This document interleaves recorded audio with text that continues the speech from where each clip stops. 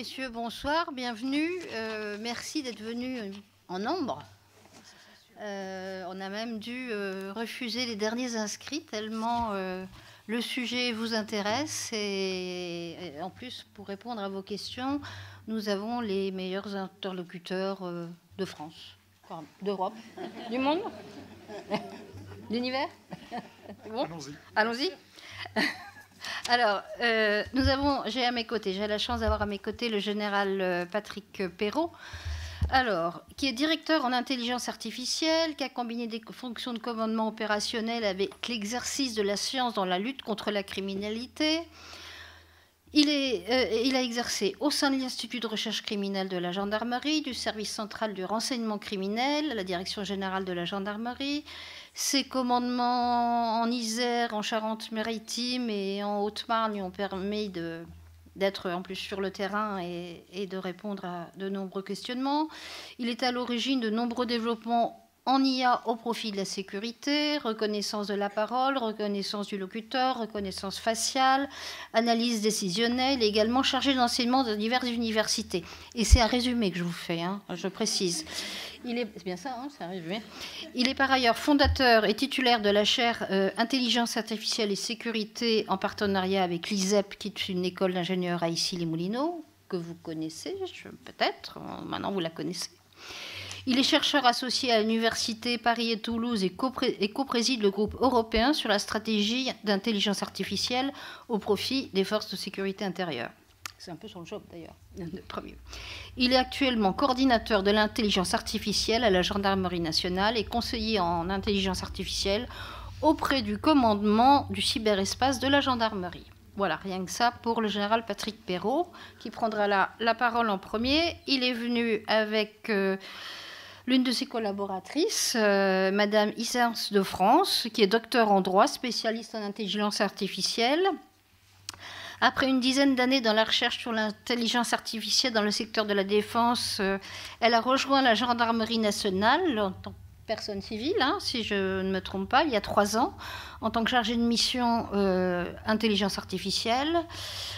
Elle s'occupe plus particulièrement des sujets éthiques et conformité. Elle sera ravie que vous lui posiez des questions sur ce sujet, d'ailleurs. Elle contribue par ailleurs à différents groupes de travail sur l'intelligence artificielle au sein de l'écosystème français et européen. Elle enseigne dans diverses universités, dont la Sorbonne. Une très bonne université, dit-elle, en toute objectivité. Voilà. Je vais, sans plus tarder, laisser la parole au général Patrick Perrault pour lui demander d'abord c'est quoi l'intelligence artificielle et ça existe depuis quand? Merci, général. Oui, ça l'a. Donc, tout d'abord, permettez-moi d'être très heureux d'être parmi vous.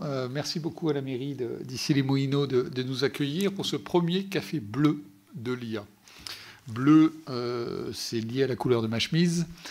Je vous expliquerai pourquoi. En fait, en réalité, on s'inscrit dans la dynamique du Conseil national au numérique qui a créé les cafés de l'IA. Pourquoi les cafés de l'IA? L'objectif, c'est de venir à la rencontre des citoyens pour expliquer ce qu'est l'intelligence artificielle, parce que vous savez que ça génère un certain nombre d'inquiétudes, ça va très vite, et ça génère également beaucoup d'espoir. Donc l'objectif, en fait, de ces cafés de l'IA, c'est de répondre à vos questions. Et d'abord, de répondre à vos questions. Donc l'idée pour nous, avec Madame Isers de France, ce sera effectivement d'aborder un certain nombre de sujets qui donneront un socle à la conversation, mais surtout de répondre à vos questions les plus diverses. Si on ne sait pas répondre, on ne répondra pas. Si on ne peut pas répondre, on ne répondra pas. Mais l'ambition pour nous, c'est de répondre à toutes vos questions.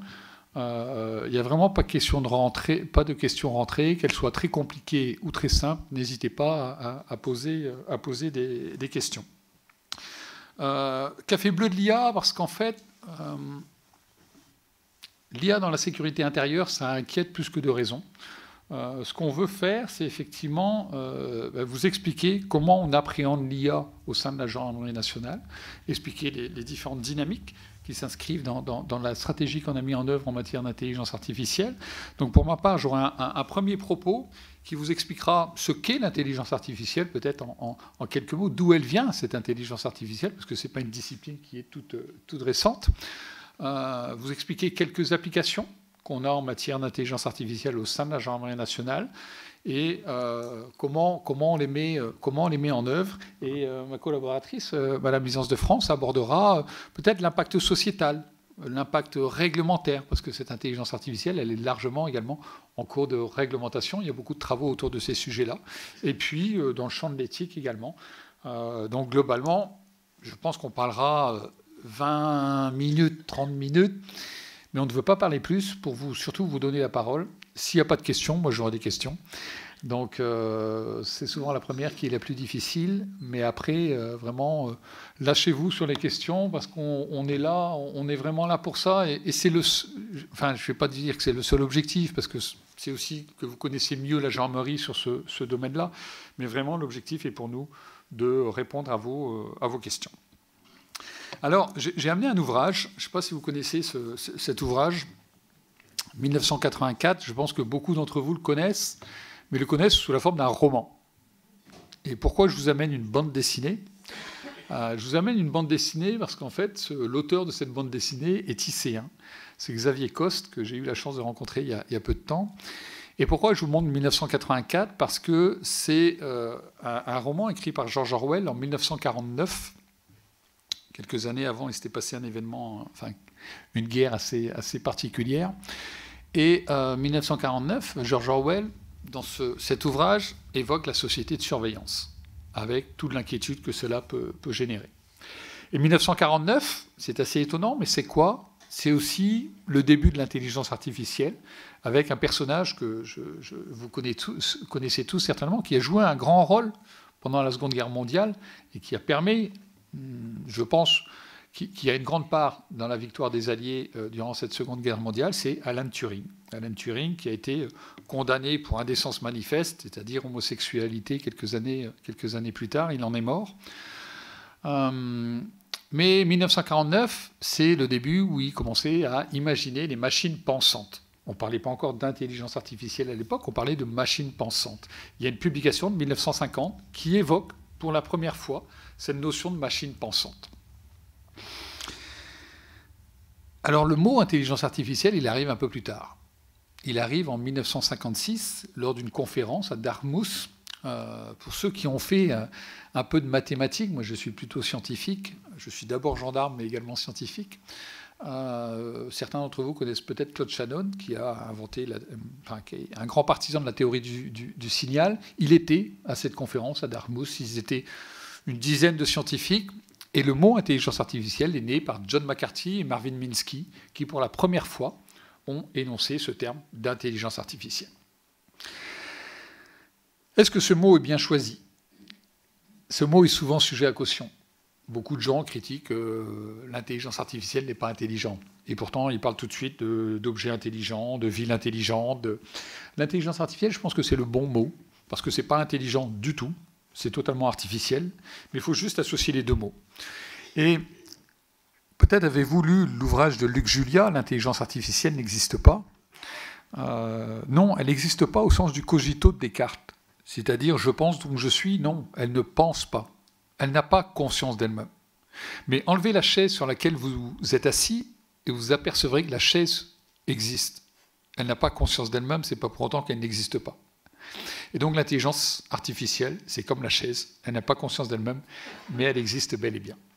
Alors on était en 1956, quelques années plus tard, arrive le premier chatbot. Vous savez que ces chatbots dont on parle de plus en plus, c'est quoi ? C'est des interactions, des outils automatiques qui répondent à vos questions. En 1960, c'était un psychologue qui avait mis en place un chatbot. Et on a comme ça un certain nombre d'évolutions. Et puis l'IA, elle pêche un peu, et puis ensuite elle revient au goût du jour en fonction des scientifiques qui l'apportent. Et on a eu la chance en France d'avoir un grand scientifique qui a porté les réseaux de neurones profonds. les réseaux de neurones profonds, c'est le début, enfin c'est la moitié des années 80. C'est Yann LeCun qui à l'époque travaillait avec le prix Nobel de physique de cette année, Geoffrey Hinton, qui est un Américain qui travaille aujourd'hui qui travaillait chez Google, il a pris sa retraite récemment, et Joshua Bengio, qui est un universitaire du Canada. Ils avaient reçu, curieusement, le prix Alan Turing en 2017, puisqu'il n'y a pas de prix Nobel pour l'informatique ou l'intelligence artificielle. C'est un événement, ces réseaux de neurones profonds. Moi, j'ai fait ma thèse en 2005. Les réseaux de neurones profonds, ça ne marchait pas du tout. Et eux, ils y travaillaient en 1985. Et le gros boom de ces réseaux de neurones profonds, c'est 2012, un concours d'images. Et là, on voit les performances qui explosent. Pourquoi ? Parce qu'entre 1985 et 2012, il y a eu l'avènement du big data. Des données en grosse quantité et des algorithmes extrêmement performants. Qu'est-ce qu'on faisait avant ces réseaux de neurones profonds ? On faisait des systèmes experts et de l'apprentissage automatique dit machine learning. J'emploierai quelques termes anglais parce que c'est souvent les plus courants. Les systèmes experts, ça permet de résoudre des problèmes très déterministes, c'est-à-dire des problèmes qu'on peut prévoir assez facilement avec des règles logiques. Donc c'est des systèmes qui sont très explicables. Le machine learning, c'est beaucoup plus probabiliste, c'est-à-dire qu'on donne beaucoup de données à la machine et elle apprend de ces données. Ce qui me fait dire qu'en réalité, l'intelligence artificielle, si vous voulez, c'est le contraire de la théorisation. C'est on observe et on aboutit à un résultat. Albert Einstein a théorisé les ondes gravitationnelles en 1916. On les a observées en 2016, un siècle après. L'intelligence artificielle, c'est l'inverse. On observe et on trouve un résultat. Quand je vous dis ça, c'est une façon aussi de révéler les risques inhérents à l'intelligence artificielle. C'est quoi ces risques ?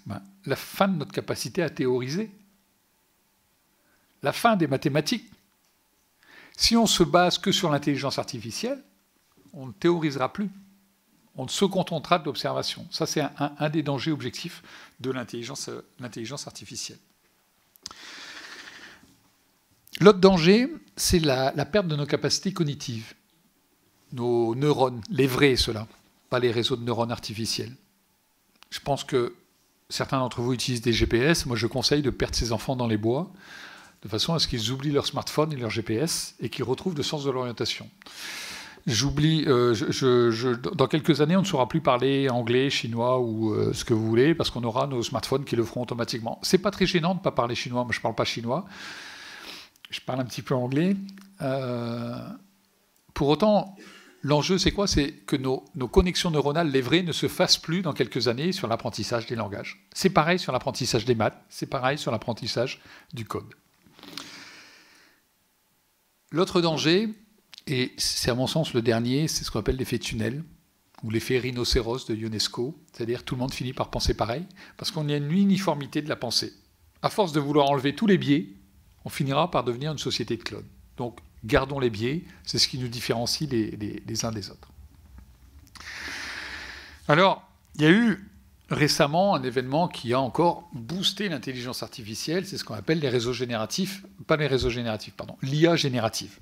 Cette IA générative, c'est ChatGPT, c'est Mistral, c'est Zephyr, c'est un peu comme quand on cite Carrefour, il faut citer Auchan, donc je fais pareil. C'est quoi ? C'est en fait une IA qui non seulement apprend des données, mais est capable de les interpréter et d'apporter une réponse structurée à nos questions. Et c'est extrêmement puissant. Le risque qu'il y a à tout cela, c'est qu'effectivement, on oublie que ces données-là puisent dans des puits de données à caractère personnel. On évoquera la question de la réglementation tout à l'heure. Et donc tout ça, ça nécessite d'être réglementé. C'est des outils extrêmement puissants. Ça nécessite d'être utilisé par des gens qui le savent, que c'est puissant, et qui savent comment que ça fonctionne. C'est pour ça qu'au sein de la gendarmerie, on a choisi de s'engager dans la voie de l'IA.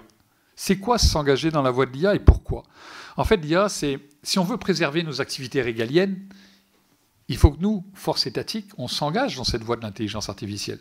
Demain, qui luttera contre les enjeux de sécurité ? Ce sont les big tech. C'est Google, c'est Meta, c'est Amazon. Parce qu'on pourrait être dépassé par ces big tech. Ils ont les capacités de calcul, ils ont quand même des données considérables, ils pourraient largement nous dépasser. Deuxième raison pour laquelle il faut qu'on s'engage dans la voie de l'IA, c'est que nos camarades des criminels l'utilisent à outrance, sans question de réglementation et sans question d'explicabilité et de transparence. Si on veut faire face aux attaques de l'intelligence artificielle, il faut mettre en place de l'intelligence artificielle pour être capable effectivement de lutter contre ces usages de l'intelligence artificielle. On a la troisième raison, c'est que c'est éminemment complexe. Éminemment complexe, ça veut dire qu'on a un devoir de redevabilité vis-à-vis de vous, les citoyens. On doit comprendre ce qu'on utilise en matière d'intelligence artificielle. On n'a pas le droit d'utiliser des boîtes noires. Il faut qu'on sache ce qu'il y a à l'intérieur de la boîte noire. Ça, c'est un enjeu pour nous. Et le quatrième enjeu, et je terminerai par là, c'est que ça peut être extrêmement utile au quotidien pour le gendarme dans ses missions pour gagner du temps. Pour gagner du temps. J'ai omis de dire quelque chose en introduction, mais qui m'apporte, c'est Issy-les-Moulineaux, c'est une ville qui est largement engagée dans la voie de l'intelligence artificielle. Vous avez un large modèle de langage, un ICGPT, c'est comme ça qu'on l'appelle. Et je crois que c'est ce qu'il faut faire. Le pire, c'est de ne pas y aller. Il faut y aller parce que quand on y va, on la maîtrise. Quand on y va, on sait comment elle fonctionne. Donc je crois qu'il faut saluer Ici, c'est quand même une ville numérique. Ça fait un petit moment que c'est une ville numérique. Et en plus, il y a cette dominante de l'intelligence artificielle. Alors en deux mots, après je laisserai la parole à ma collaboratrice. Qu'est-ce qu'on a comme type d'application au sein de la gendarmerie nationale en matière d'intelligence artificielle? Des applications assez spécialisées dans le champ de la criminalistique. Dans le champ de la criminalistique, c'est quoi? On est saisi par un magistrat pour essayer de comprendre ce qui s'est passé sur une scène de crime et répondre à des questions particulières. On peut faire de la reconnaissance faciale dans ce cadre-là. C'est quoi dans ce cadre-là? Vous avez une enfant qui a disparu à l'âge de 4 ans, 5 ans, 6 ans, et on va faire de la reconnaissance faciale pour voir si on la voit sur des sites pédopornographiques. On va faire du vieillissement de personnes pour voir si, quelques années après, elle est sur des sites pornographiques. Parce qu'aujourd'hui, la traite des êtres humains, c'est ça aussi. Moi, je suis d'une génération qui a été marquée par la disparition de la petite Marion, et Estelle Mouzin ensuite, mais la petite Marion, une jeune fille qui a disparu à Agen, c'est quelque chose qui m'a extrêmement marqué. Je connaissais le lieutenant-colonel Jean-Marie qui travaillait là-dessus, j'étais allé le voir, et cette petite, on ne l'a jamais retrouvée. On s'est beaucoup posé la question si elle était sur des sites pornographiques ou engagée dans une traite des êtres humains. Donc, on peut faire de la reconnaissance de locuteur, essayer d'identifier quelqu'un par sa voix, parce que c'est une biométrie, la voix. On peut travailler sur la détection des empreintes digitales de façon automatique, parce que là aussi, ça permet de faciliter le travail du gendarme. On a des applications plus orientées sur la compréhension de la criminalité. On a développé un outil pour anticiper les phénomènes criminels, pour mieux les comprendre. Une forme d'analyse prédictive de la délinquance qui ne repose sur aucune donnée nominative. On ne s'intéresse pas aux personnes, on s'intéresse aux faits. C'est une nuance qui est importante, notamment à la lueur du RGPD. On est très sensible à ces enjeux-là. Vous savez, l'équilibre entre la préservation des libertés individuelles et la préservation du modèle de société démocratique. Donc on travaille sur ce volet-là. On travaille aussi avec l'IA générative pour essayer de mieux accueillir l'usager dans les brigades de gendarmerie. Demain, vous aurez un gendarme et à côté du gendarme, il y aura une IA générative qui permettra peut-être de compléter sa réponse. S'il n'a pas tous les éléments, il pourra compléter sa réponse. Si vous allez sur Internet, sur Service Public Plus, vous verrez une application d'IA générative qui répond à vos questions.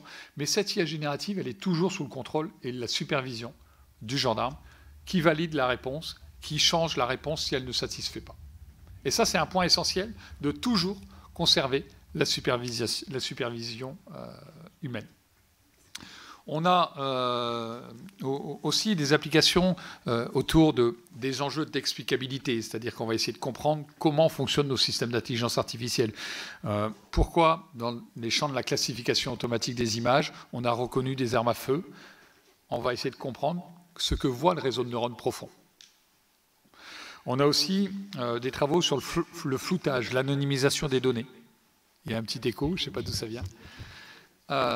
Cette anonymisation des données, elle est importante par rapport au respect de la CNIL, par rapport au respect des libertés individuelles. Donc on est capable de flouter des données nominatives de façon à rendre le plus anonyme possible les données qu'on va travailler. Donc vous voyez, on a plusieurs applications comme celle-là. Je ne voudrais pas prendre tout le temps et ne pas laisser suffisamment de temps à ma collaboratrice. Mais ce que j'ai envie de dire, c'est qu'il n'y a pas de limite aux applications en intelligence artificielle. Ce qu'il faut, c'est qu'elles soient réalisées par des gens qui savent de quoi ils parlent. On a beaucoup travaillé sur l'acculturation de nos personnels, la formation de nos personnels à l'intelligence artificielle. Pour ceux qui le souhaitent, il y a une revue qu'on appelle Culture_IA, qui est disponible sur Internet. Vous tapez Culture_IA, Calameo si vous voulez à côté, et vous aurez les 22 numéros qu'on a produits depuis 3 ans maintenant, qui expliquent ce qu'est l'intelligence artificielle dans le champ de la sécurité intérieure. Voilà ce que je voulais dire en peu de temps. Et si j'irai un peu plus loin si les questions ne viennent pas tout de suite, mais on sera prêt à répondre à vos questions. Isance, je te laisse la main sur les aspects peut-être sociétaux, les aspects réglementaires. Déjà, est-ce qu'il y a des premières questions? Il n'a pas été assez clair. C'est jamais très clair, les scientifiques. Heureusement qu'il y a des juristes qui sont là. La parole. Non, il n'y a pas de questions. Pas forcément sur ce qui a été dit. Oui, mais ça y est, question. Super.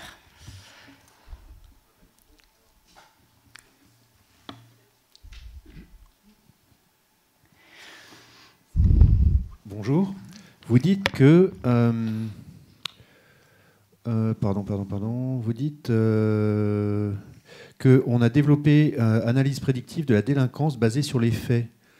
Est-ce que vous vous orientez vers les précogs? Non, on est plus fort que Minority Report. Bien sûr que non. Person of interest. Précog, ça travaille sur les individus.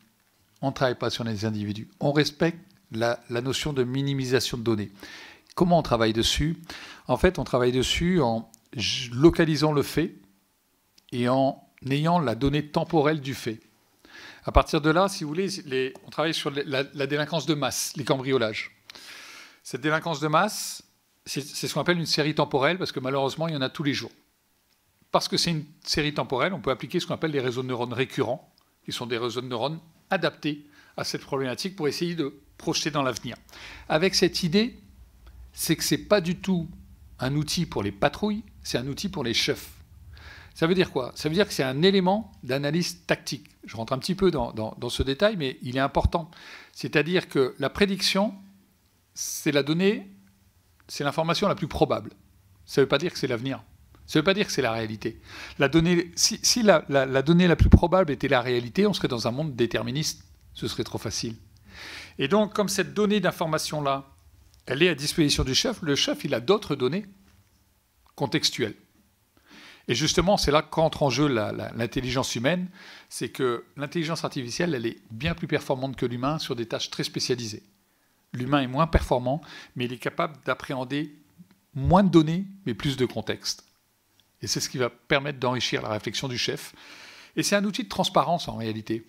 Moi, je l'ai utilisé quand je commandais un département en Haute-Marne, où l'idée, c'est j'allais voir le préfet pour lui expliquer les manœuvres que j'allais faire le mois suivant. Avant les Gilets jaunes, après c'était un peu plus compliqué. On faisait des rencontres citoyennes où je leur disais, voilà ce qu'on prédit en matière d'évolution des cambriolages dans le mois à venir. Et je crois que c'est important de se dire, on n'attend pas que ça se passe avant de réagir. On essaye vous savez, le but du gendarme, c'est pas que de résoudre des crimes, c'est de faire en sorte que les crimes n'arrivent pas. Et si on veut que les crimes n'arrivent pas, il ne faut pas faire du pré-cops ou du pré-pol, il faut faire de l'anticipation intelligente. C'est ce qu'on essaye de faire. Je répondrai plus en détail si vous voulez après. Est-ce qu'il y a une autre question?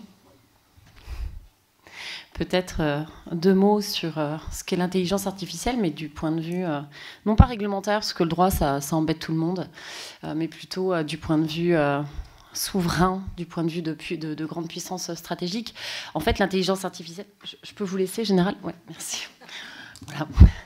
Il fait aussi de l'intelligence artificielle et il sert de l'eau. Voilà, parfait. Merci beaucoup. Merci beaucoup. L'intelligence artificielle, vous en entendez beaucoup parler aussi parce que c'est un outil dit stratégique parce qu'elle va venir consacrer la fusion de deux mondes. Alors peut-être que vous en apercevez un petit peu, c'est que elle va consacrer la fusion du cyber, de l'espace cyber et celui du territoire physique. Et cette fusion-là, qui va être consacrée avec l'intelligence artificielle, eh bien, c'est un sujet de conquête des territoires. Et dans cet espace cyber, en réalité, l'État n'était pas si présent au début des années 2000, et c'est pour ça que des grandes entreprises comme les fameuses Big Tech, vous avez dû en entendre parler, Meta, Facebook, enfin Meta maintenant, hein, avant c'était Facebook, mais Google, Microsoft, Amazon et encore les entreprises chinoises se sont très vite mis dans cet espace-là, parce que en fait, en réalité, au début des années 2000, il n'y avait pas tant de réglementation que ça. Donc, elles se sont imposées dans cet espace-là. Et tout le sujet aujourd'hui, et c'est pour ça que l'État réglemente, parce que c'est la seule arme qu'il a dans ses mains, tout le sujet pour l'État, demain, c'est de se retrouver une place dans cet espace cyber. C'est pour ça que vous avez beaucoup de réglementations depuis une dizaine d'années dans ce champ-là. Et puis aussi dire, eh bien, grâce aux lois qu'on est en train d'écrire, parce que ça, l'Union européenne est une énorme bavarde, mais c'est pas pour rien, eh bien, on est en train de dessiner un peu les contours du monde de demain. Cette fusion-là du monde numérique et du territoire physique, en fait, ça va être facilité donc avec l'intelligence artificielle qui va vous permettre de passer d'un monde à l'autre hyper facilement. Et puis, grâce à d'autres outils technologiques comme les lunettes augmentées ou encore par une meilleure accessibilité à Internet. Et puis ensuite, vous aurez de la réalité augmentée, vous aurez de la réalité virtuelle. Et ensuite, vous aurez, vous savez, tout sera hyper connecté. Donc, c'est ce qu'on appelle l'IoT, donc l'Internet des objets. Et en fait, au bout du compte, au bout du bout, vous maîtriserez plus rien. Parce qu'en fait, vous aurez l'habitude qu'avec votre téléphone, vous allez à la fois ouvrir votre maison, allumer votre four, gérer le chauffage. C'est déjà le cas d'ailleurs. Et en même temps, avoir toutes les données de votre voiture. Bref, tout sera possible grâce à un seul petit outil, finalement, votre téléphone. Tout sera hyper connecté. Vous trouverez ça hyper agréable. Tant que ça marche, c'est super. Tant que ça marche pas, ça, c'est un vrai sujet. Qu'est-ce que ça peut m'agacer, franchement, cette histoire effectivement, d'ordinateur qui ne marche pas ou de téléphone qui ne marche plus. Mais effectivement, tant que ça marche, on trouve que c'est très utile. Et donc, on se pose moins de questions. Et d'ailleurs, vous savez, Elon Musk, donc si tout le monde connaît ce grand homme finalement qui est arrivé au gouvernement américain, il a créé une version de ChatGPT qui s'appelle XAI, qui est un ChatGPT dont la vocation est d'être explicable. Alors attention, quand on s'appelle Elon Musk, explicable, c'est pas la version française de on aimerait donner des informations aux citoyens, histoire qu'ils gardent leur esprit critique et qu'ils se questionnent tout le temps sur le monde de demain et justement sur cette fusion des territoires. Non, bien sûr. L'explicabilité chez lui, c'est, eh bien, je leur propose XAI qui est très beau. Je vous invite à aller regarder quand même cette application. C'est une très belle application. Vous avez envie de l'utiliser. C'est un peu comme Apple. Hein. On est happé par cette application. Et il explique que grâce à cette manière de construire cette application, grâce à la beauté de cette application, vous finirez par avoir confiance en cette application. Et donc finalement, eh bien, vous finirez par avoir confiance dans le projet d'Elon Musk, et donc il n'y aura pas de problème à ce qu'il vous repropose encore d'autres choses. Et c'est quoi ces autres choses? Parce que c'est là où je veux sensibiliser effectivement sur le sujet de l'IA, c'est que l'IA, c'est un projet stratégique, c'est un outil stratégique effectivement parce qu'on dessine l'ordre international du monde, enfin de demain. Hein. Ne soyez pas, il ne faut pas être naïf là-dessus. C'est pas pour rien que chaque pays, publie des stratégies en intelligence artificielle. C'est pas pour rien que on a l'émergence des BRICS+. Donc c'est des communautés d'intérêt qui expliquent ce qu'ils vont faire avec l'intelligence artificielle et qui veulent en fait combattre les valeurs occidentales, parce que le monde de demain, non, ne sera pas écrit seulement par l'ONU, par les valeurs occidentales. Donc il y a des véritables enjeux. Ça, c'est du côté État. Ensuite, vous avez aussi du côté des grandes entreprises.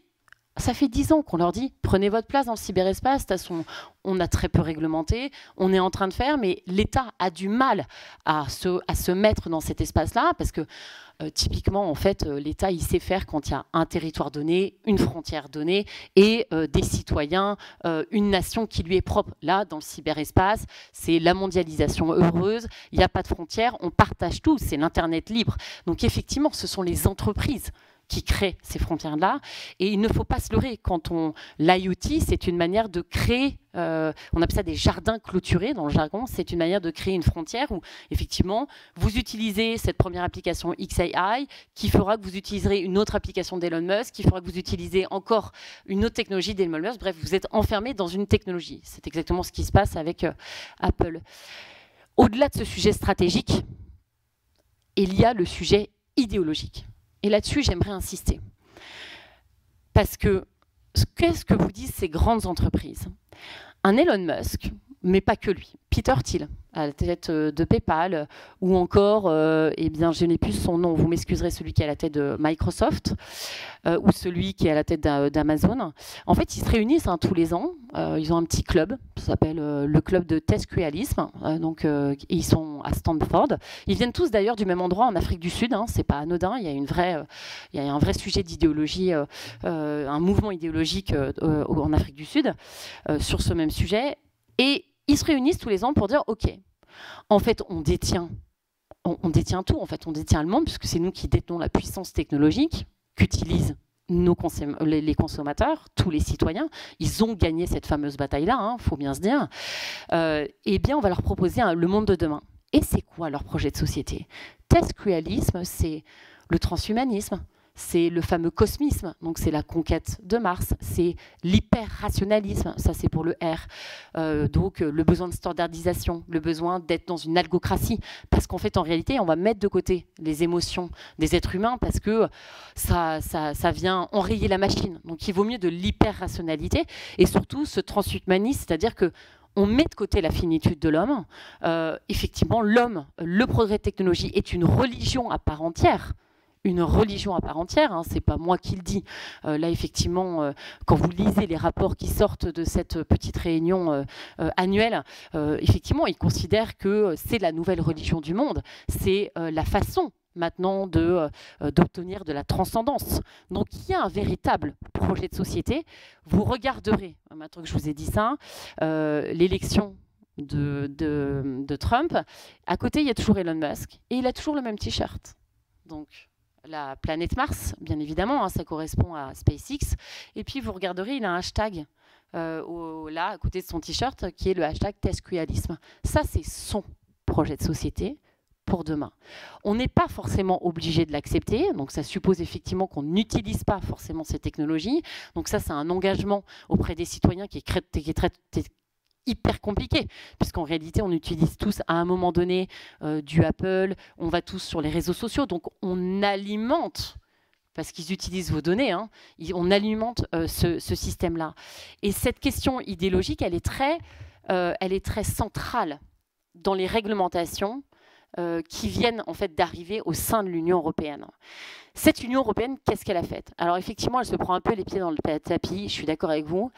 Elle doit en même temps veiller à ce qu'il y ait une véritable prospérité économique sur son marché économique européen, et en même temps, elle doit veiller quand même à préserver la souveraineté de chacun de ces pays. Donc, effectivement, il y a à la fois le sujet de garantir l'autonomie d'un pays et garantir l'autonomie des individus.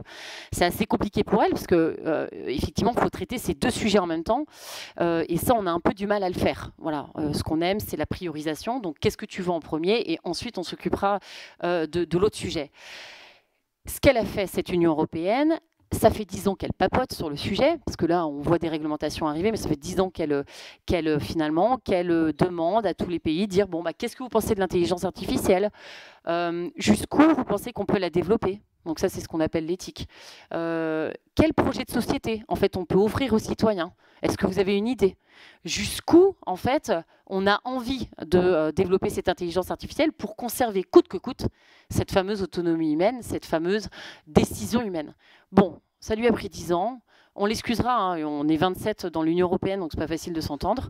Au-delà de ça, c'est pour ça qu'elle nous a pondu une réglementation d'intelligence artificielle. Et dans cette réglementation d'intelligence artificielle, effectivement, vous avez un vrai projet de société où elle explique que sur son marché économique, eh bien, il faudra que les entreprises aient une démarche éthique, c'est-à-dire sensible aux enjeux, aux enjeux à la fois de société, aux enjeux des citoyens, donc conserver coûte que coûte vos données personnelles.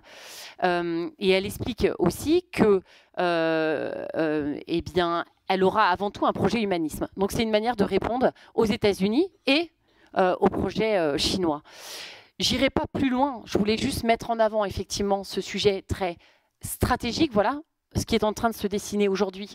Et c'est pour ça, par exemple, peut-être le savez-vous, que la France reçoit dans un mois 70 chefs d'État, et cet événement s'appelle l'AI Action Summit.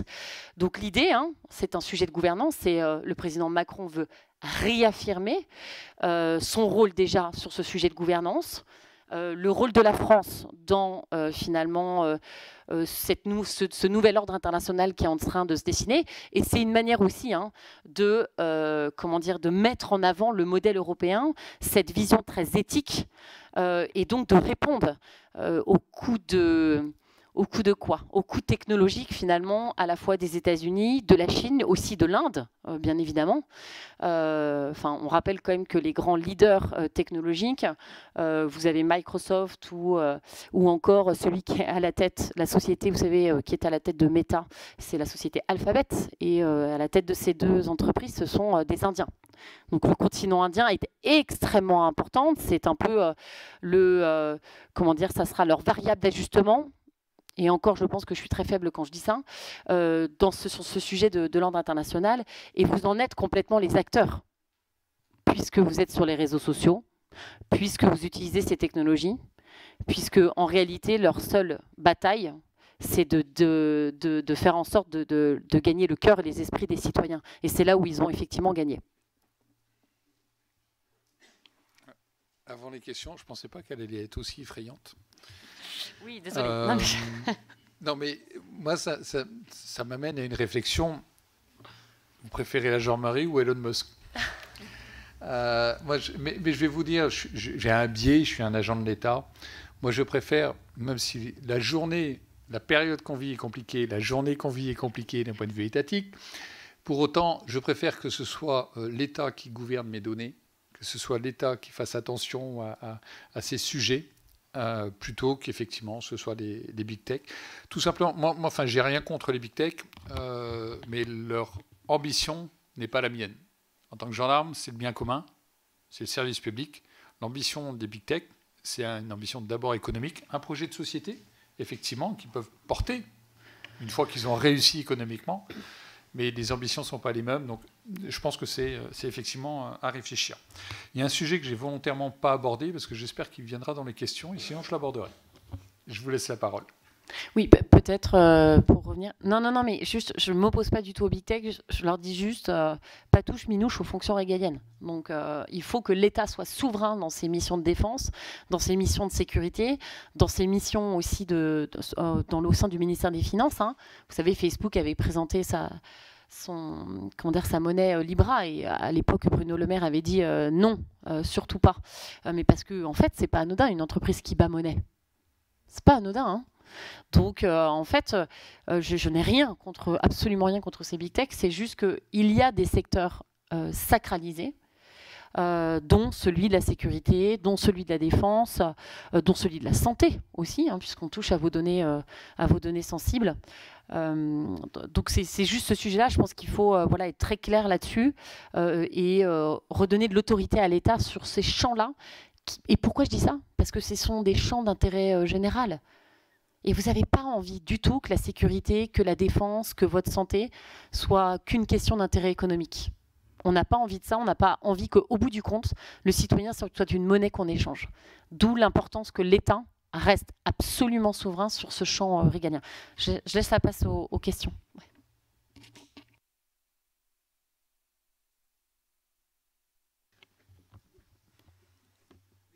Ouais.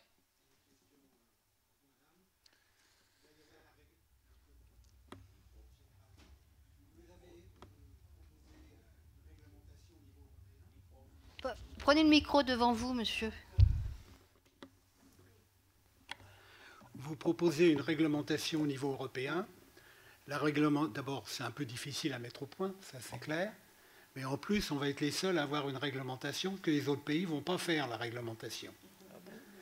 Les Américains ne mettront pas de réglementation, les Chinois mettront la leur, mais ce n'est pas la même que la nôtre, probablement. Et dans l'Inde et le reste, on n'aura pas la même réglementation. Deuxième point, ça c'est plus pour le général. Le monde de l'informatique, de ce niveau d'informatique, il est essentiellement entre les mains des Américains et des Chinois. Donc je ne vois pas bien comment on va faire.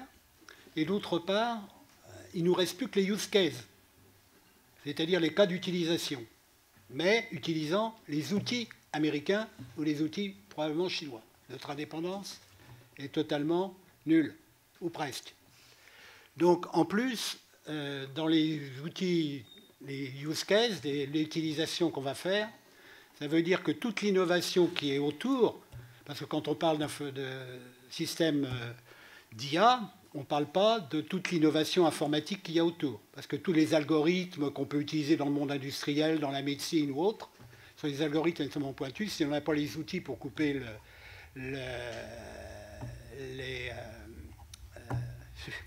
si on n'a pas ce qu'il faut en termes d'outils purement médicaux, pour l'ADN, voilà, on ne va pas faire grand-chose. Par contre, en effet, l'IA va nous permettre d'améliorer, de récupérer plus vite les choses, de gagner en productivité, de gagner en performance. Par contre, tout autour, tout ce qui se fait tout autour, depuis longtemps, la France travaille sur des sujets d'avant-garde comme ça, qui ont été entièrement bradés, parce que depuis 30 ans, on brade à peu près tout ça. Tous nos outils qui étaient performants, la robotique, l'imagerie, on retrouve plus aujourd'hui tellement de possibilités d'être dans le rapport de force avec Elon Musk ou les autres. Alors, comment va-t-on faire? Je te laisse d'abord. Ouais. Je pense que votre question, je l'ai souvent. Mais pourquoi est-ce qu'on réglemente encore et encore? Et le pire, c'est qu'il n'y a pas que l'IA qu'elle a réglementé. L'Union européenne a considéré qu'il fallait réglementer toute la chaîne de valeur IA. Ça répond donc à votre dernière remarque, c'est-à-dire qu'elle s'est dit, bon, en fait, le sujet, c'est pas tant que l'IA, le sujet, c'est aussi les données, l'équipement, les applications, les talents du numérique et tout. Bam, elle a tout réglementé, comme ça, on a un petit package délicieux. C'est délicieux, c'est douloureux surtout, bien sûr, bien sûr, bien sûr.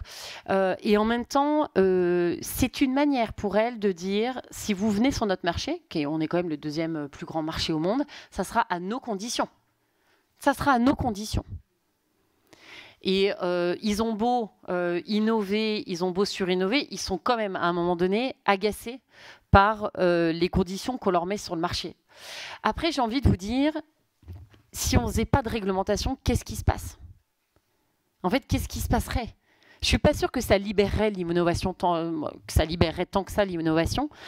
Mais on va voir ce qui se passe avec Trump, parce qu'il a décidé complètement de déréguler. Donc, on va voir ce qui se passe. Je pense que le sujet, il est différent. Ce n'est pas le sujet de la réglementation. Parce que, je ne vais pas rentrer dans le détail, mais cette réglementation en IA, elle est très particulière. Ce ne sont pas du tout des obligations. C'est une manière de pousser les entreprises à partager leurs données. Rapidement, parce qu'on n'a pas de big tech, mais en revanche, ce qu'on sait, c'est que sur le marché européen, on a 99% de PME. Donc cette réglementation, elle oblige les PME de même secteur à partager leurs données. Et donc en fait, par la masse, on finit par créer, mais par la masse, des grands champions. Ça, c'est son projet. Et puis, je pense que l'Union européenne, elle n'est pas très...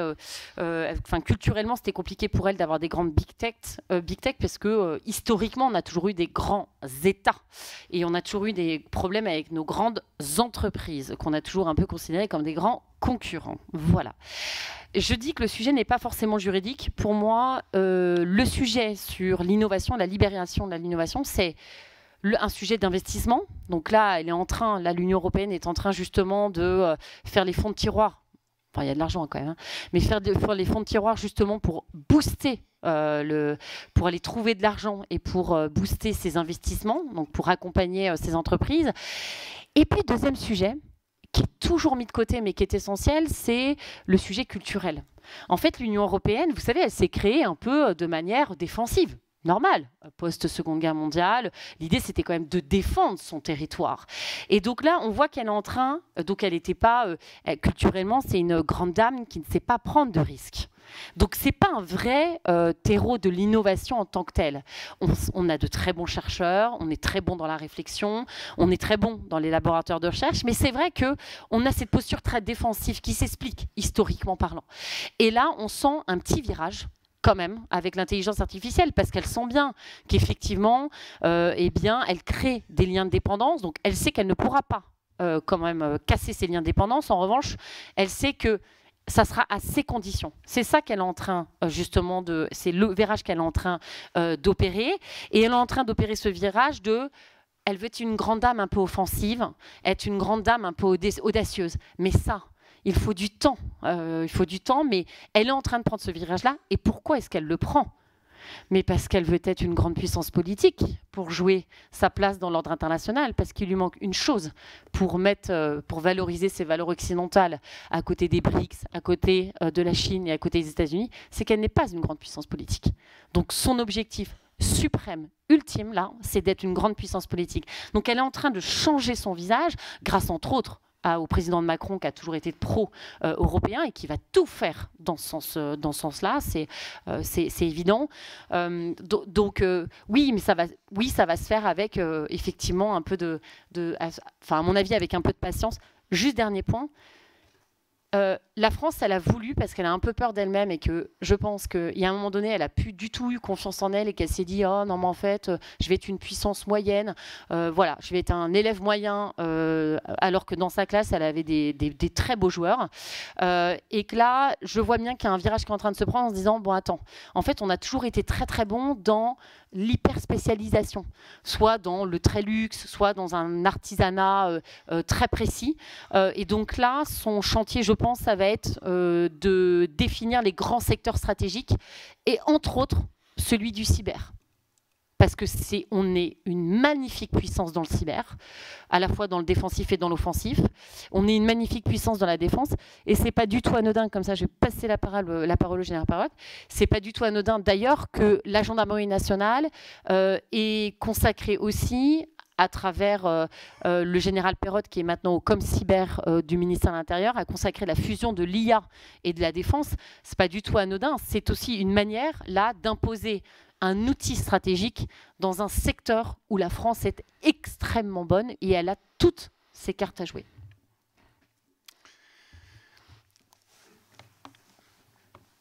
Vous n'avez pas complètement tort. Bon, on peut effectivement voir ces volets. Je pense que la réglementation est utile parce que la réglementation est ce qui, moi, légitime mon action. Il est essentiel qu'on ait une réglementation. On ne peut pas être dans un monde dérégulé. Donc là, je rejoins effectivement Isan sur ce volet-là. Et ça, c'est un facteur essentiel. Pour autant, attention au surplus de réglementation. Attention à l'empilement des réglementations. Nos entreprises ne s'y retrouvent plus. Ça, c'est un problème. Les entreprises pourraient partir à l'extérieur. C'est un problème. Et je pense que ce n'est pas pour autant que le travail qui est fait est mal fait. Mais il faut surtout avoir conscience de cela. Il ne s'agit pas de dire on va être les meilleurs. Sur l'IA, on ne l'est pas. Hein. On n'est pas les meilleurs. Et on ne le sera pas. La souveraineté en matière d'IA, elle n'est pas européenne. On n'a pas les big tech. Alors on peut dire tout ce qu'on veut, on peut les critiquer, n'empêche qu'ils sont là. Comment sont arrivées les big tech en Chine? Elles sont arrivées parce que le gouvernement chinois a interdit Amazon, Google, Facebook à l'époque, aux Chinois. Mais on ne le fera pas en Europe. Parce que là, je rejoins ce que Isan se disait, c'est que c'est notre modèle culturel. Les réglementations reflètent en fait les cultures. Les réglementations, il y en a en Chine, il y en a aux États-Unis, il y en a en Europe. Et aujourd'hui, on est plutôt sur des réglementations effectivement qui révèlent nos cultures, elles sont émergentes. Et après, ça va certainement se redistribuer, les cartes vont se redistribuer. Je pense que, bon, c'est Trump qui est aux États-Unis, mais si ça avait été Kamala Harris, je pense qu'on aurait une réglementation états-unienne qui aurait convergé vers la réglementation européenne. Là, ça va être quand même un champ ouvert assez large et assez compliqué. Mais toujours est-il que garder ça en tête quand même. Enfin, la réglementation, elle est lourde, mais elle reflète notre culture. Et je crois que c'est essentiel de se dire qu'à un moment, on appartient à un continent qui tient aussi à réguler un certain nombre de choses. Mais encore une fois, gardons en tête que la réglementation, c'est un objet géopolitique de concurrence entre les États. Trop réglementer, c'est perdre un atout considérable pour nos entreprises sur les autres États. Et il y a un autre point qui est essentiel, c'est la place des États dans cette réglementation. Parce que le tout économique, c'est bien, mais moi, je plaide pour que dans les services publics, on puisse avoir des compétences, on puisse avoir des moyens, et que tout ne soit pas forcément destiné qu'à l'économie, mais que ce soit aussi destiné en interne, en gendarmerie. Il faut qu'on ait des moyens pour faire de l'intelligence artificielle. On a soulevé la question des activités régaliennes, mais elle est essentielle, que ce soit dans le secteur de la défense, de la santé, de la sécurité intérieure. Il faut qu'on ait les moyens de notre politique sur le sujet. Alors, votre tableau a été assez brutal sur l'aspect américain, chinois, et nous, il nous reste les use cases. On a pris le parti au sein de la gendarmerie nationale de beaucoup développer en interne. Pourquoi? Parce qu'on veut la maîtrise de nos outils. Parce qu'on ne veut pas des outils connectés. On n'utilise pas de ChatGPT en gendarmerie. On n'utilise pas Mistral. On utilise nos propres outils. On peut s'appuyer sur des modèles de fondation qu'on appelle extraits de ces grandes entreprises, mais on a nos propres outils. Et ça, c'est un facteur qui est important, parce qu'encore une fois, et c'est important de le dire dans une salle comme celle-ci, c'est que la place de l'État, elle doit être sanctuarisée sur certaines activités. On doit connaître le sanctuaire de nos activités régaliennes et vraiment les protéger, parce qu'elles sont à la merci de beaucoup de monde. On n'a pas beaucoup parlé d'environnement. On a un atout en France, le nucléaire. C'est en termes d'économie protectrice et dégageant pas trop de carbone, on pourra avoir des data centers qui ne consomment pas de trop. Ça peut être un atout que les Américains n'ont pas. Ça peut être un atout que d'autres puissances n'ont pas non plus.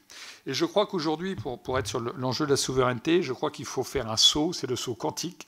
Aujourd'hui, il faut absolument que nos entreprises basculent sur le quantique. Parce que le saut de l'IA, on sera en retard.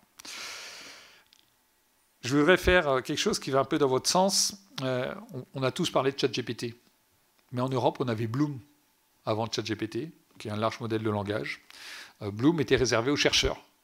Qu'est-ce qu'a fait OpenAI? Ils l'ont ouvert à tous les citoyens. Nous, on fait des POC.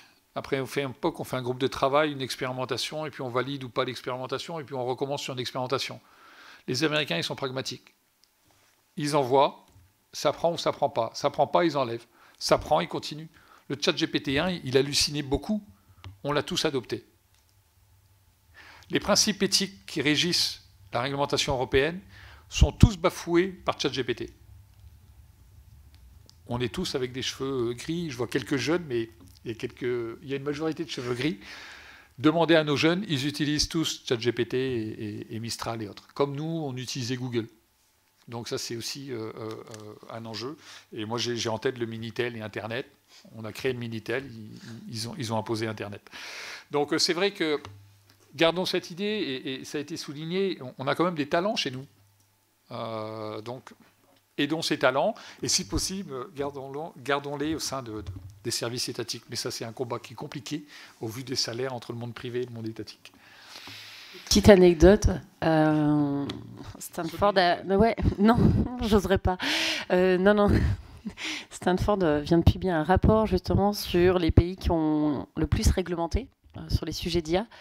Et devinez quoi? Ce sont les États-Unis, depuis 5 ans, qui ont le plus réglementé sur le sujet d'intelligence artificielle. Donc, comme quoi, la réglementation n'est pas toujours synonyme de paralysie de l'innovation. Et en Europe, on était un peu surpris avec le général Perrotte, c'est la Belgique. Là, celle-là, je ne l'avais pas senti venir. Et, parce qu'on les entend un petit peu moins sur l'intelligence artificielle. Et du coup, c'est quand même la Belgique. D'autres questions? Il y a un monsieur. Merci pour la pertinence des questions, parce qu'elles sont très pertinentes. J'aimerais bien avoir des questions simples. N'y a-t-il pas un jour un risque que l'intelligence artificielle soit plus importante que l'intelligence humaine? Le problème, c'est que je n'ai pas trouvé l'intelligence humaine. Non, alors, c'est une question qui est extrêmement pertinente et qui est une inquiétude pour beaucoup de personnes. Je vais vous dire la différence entre l'intelligence naturelle, humaine, et puis l'intelligence artificielle. Je l'ai un peu mentionné tout à l'heure, mais l'intelligence artificielle, elle est très spécialisée. L'intelligence est très très performante. Aux jeux de Go ou aux échecs, plus jamais un humain ne battra une IA. Par contre, l'IA ne sait faire que ça. Cette IA-là ne sera pas capable de faire autre chose. Et nous, on est peut-être moins performants aux jeux de Go, mais on sait faire plein de choses. Je vais vous prendre un exemple. Je suis un ouvrier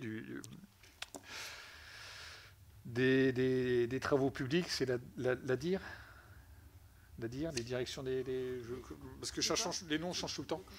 Des travaux publics, des travaux de voirie. J'ai un panneau stop sur le dos et je marche. Parce que je dois aller installer le panneau stop 300 mètres plus loin. Que va faire le véhicule autonome?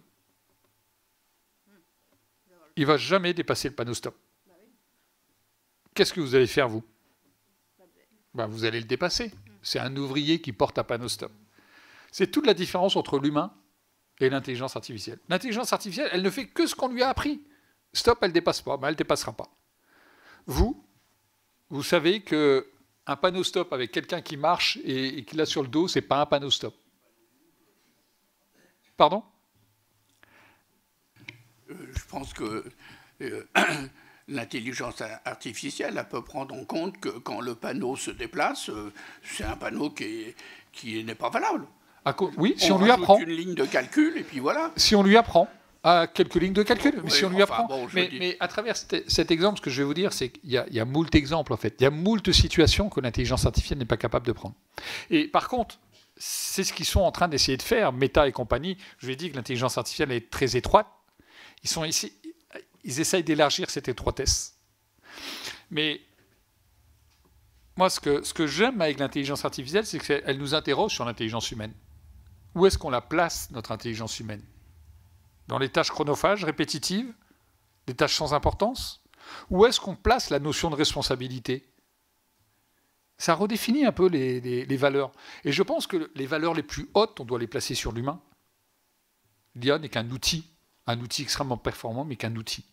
Et donc, je crois que c'est tout l'enjeu, c'est que surpasser l'intelligence humaine, ma calculatrice me surpasse largement quand je fais du calcul mental. Donc, il y a longtemps que la machine m'a surpassé, moi. Mais pour autant, il y a des choses que je ne l'autorise pas à faire. Et ça, ça va être l'enjeu de la réglementation, ça va être l'enjeu de quelle place on laisse à l'intelligence artificielle. Et d'ailleurs, c'est pour répondre aussi à cette question qu'il y a la nouvelle réglementation. Quand vous la lisez, allez, juste les 2 premières pages, eh bien, il est évoqué tout de suite que l'objectif, c'est de préserver ce qu'on appelle l'autonomie humaine, quoi, la décision humaine. Et donc, la décision humaine, c'est quoi? C'est une faculté de choix plus une faculté de jugement. Donc, quitte à ce que vous n'ayez pas forcément le choix, autant que vous ayez la capacité de jugement, parce que c'est ce qui fait de vous des êtres responsables. Donc, c'est tout le sujet aussi de la réglementation, c'est de répondre à cette grande menace de est-ce que je vais pouvoir contrôler cette technologie qui finalement est pleine de promesses. Et puis, je crois qu'il y a aussi l'effet de projection. C'est que comme elle nous est très utile, qu'elle va plus vite, qu'elle nous propose... On dit souvent que c'est des technologies d'hyper-vitesse, vous savez, parce que ça vous permet de faire des tâches beaucoup plus rapidement. Que c'est une technologie d'aménagement de l'espace. C'est-à-dire que de chez vous, vous pouvez aller dans un autre univers. Je vous conseille d'ailleurs l'excellent bouquin de Nathan Dever, Les liens artificiels. C'est saisissant, c'est hyper bien écrit justement, où de chez vous, vous comprenez comment est-ce que ces technologies peuvent vous projeter dans un autre monde. Donc il y a aussi ce côté projection de peut-être qu'elle n'a pas les capacités qu'elle n'a pas toutes ses capacités, mais vous lui projetez des capacités, et donc vous lui faites confiance, et donc à force effectivement de l'alimenter, à force de l'utiliser, vous lui donnez plus d'importance dans vos vies qu'il faudrait qu'elle ait, voilà, si elle était juste un simple outil. C'est juste, et c'est ce qu'on essaie d'apprendre d'ailleurs, qu'on essaie de dire à l'éducation nationale surtout, c'est de dire à ces jeunes, parce que c'est celle qui va être la plus touchée, c'est quand même la jeune génération là qui arrive, c'est de leur dire il faut leur apprendre à mettre de la distance par rapport à ces technologies et à interroger tous les résultats de cette technologie.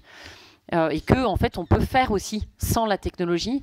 Ça, c'est un chantier qui est monstrueux pour l'éducation nationale, parce qu'il faut réaménager certains programmes, il faut enseigner différemment. Ça demande vraiment d'enseigner différemment, d'ailleurs. Donc, c'est un chantier avant tout là, de l'éducation nationale, effectivement, pour avoir cette belle distance. Parce que le droit ne pourra pas tout, effectivement. Ce qui nous distingue foncièrement de l'IA, je pense, c'est le fait qu'on soit mortel.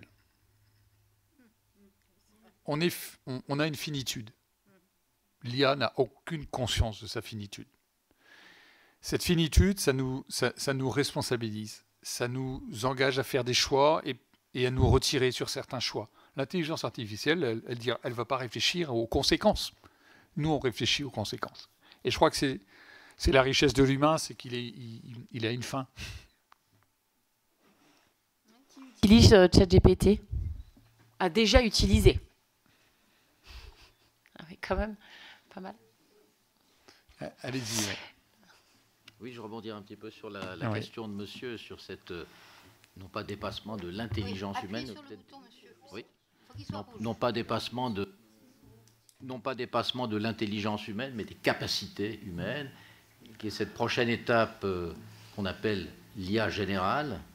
Et il semblerait que on situait il y a quelques années, peut-être qu'on y arriverait en 2070, 2080, mais il semble que des gens comme Sam Altman et autres, leur objectif, ce soit d'y arriver beaucoup plus vite que ça.